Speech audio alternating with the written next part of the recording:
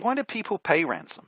And there's some good content about the ransomware issue over at StorageCraft, an ESET technology partner. We're big fans of their backup and recovery system, which, as I've said many times, is your best last line of defense against ransomware.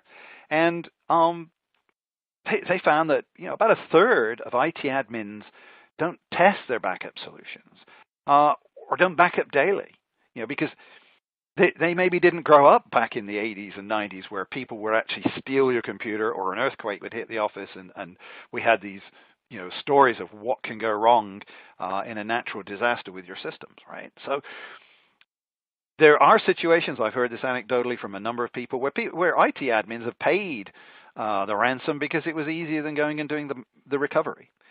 So what that tells me is that organizations by now should have clear policies in place of what to do when there's a ransomware attack. The downside of paying up, clearly, it doesn't guarantee you'll get stuff back. And this may be despite the best intention of the bad guy to give you decryption.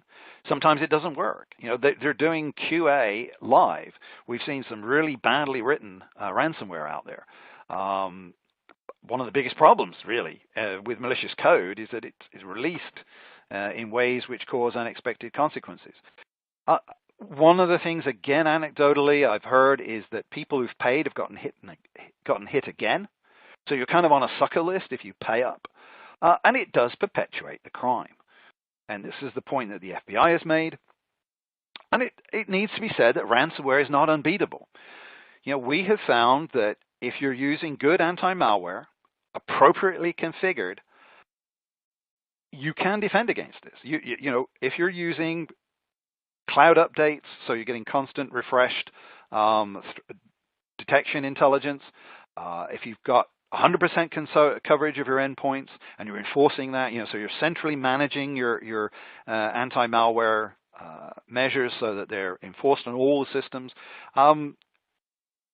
it's going to keep you protected much better than if you're not doing those things, and will deflect just about all the ransomware. Somebody's got to be determined to get past that kind of defense. Now, the last best line of defense, clearly, is a good backup and recovery system, one that you test, right? So you don't want to find out that your recovery process is clunky or doesn't work in a live fire situation. You want to test that regularly to make sure you are in a position to recover.